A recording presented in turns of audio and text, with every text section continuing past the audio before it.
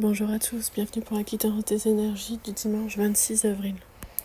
Du coup, la première carte, c'est la carte du pendu. Du coup, en fait, avec cette carte, on va te demander de changer de regard. Du coup, elle est juste à côté, liée avec la carte de la mort, en fait, directement. Parce qu'en fait, on est sur quelque chose qui est vraiment assez net. Ça n'a pas d'un ralentissement volontaire, donc la carte du pendu. Et avec la carte de la mort, du coup, c'est une fin qui est nécessaire pour être sur une transformation et un réalignement. Du coup, après, avec la carte de la mort, en fait, on va te demander de laisser mourir quelque chose. Donc, sur cette journée, il faut éviter de forcer et de vouloir avancer coûte que coûte. Ça n'avancera en rien ton avancée. Et du coup, c'est normal si aujourd'hui, en fait, tu vas ressentir peut-être un blocage, une fatigue ou une envie de prendre du recul. Du coup, en fait, c'est juste le processus qui se met en action. Voilà, rien de grave. Ensuite, avec la carte de la magicienne, ici, on va parler du fait que tu es en possibilité d'agir, mais pas de n'importe quelle façon. Du coup, en fait, la carte de la magicienne, c'est une carte qui indique que tu ne subis pas la journée. Parce qu'en fait, ça va plus parler d'une action impulsive. Et en gros, en fait, avec la carte du pendu, tu vas voir différemment. Avec la carte de la mort, du coup, tu dois lâcher tout ce qui est passé. Et avec la carte de la magicienne, en fait, c'est une possibilité de pouvoir créer autrement. Donc, du coup, on est sur une action qui est alignée et consciente. Donc, voilà. Ces trois cartes, en fait, s'alignent.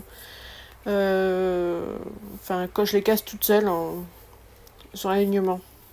Ensuite, en haut, on a la carte de la folle. Du coup, ça montre ici en fait un autre passage, comme indiqué sur la photo, une femme qui marche avec le chemin qui se montre devant elle.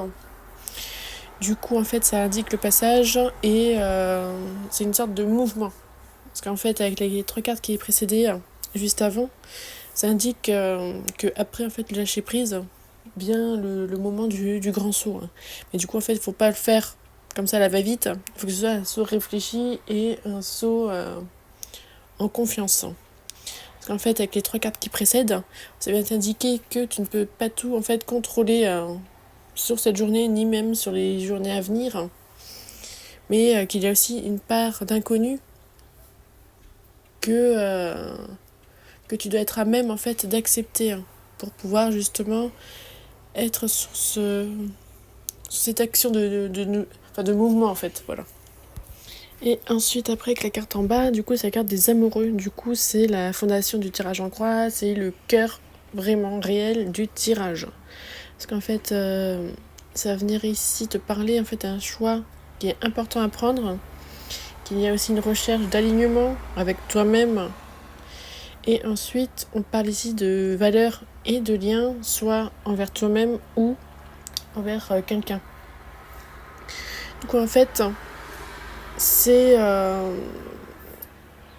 il faut en fait que tu choisisses entre deux directions, que tu harmonises aussi bien ta tête que ton cœur et qu'il faut peut-être possiblement te choisir toi-même.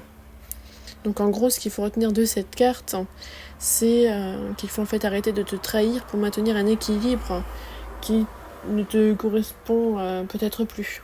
Voilà, c'est tout simple.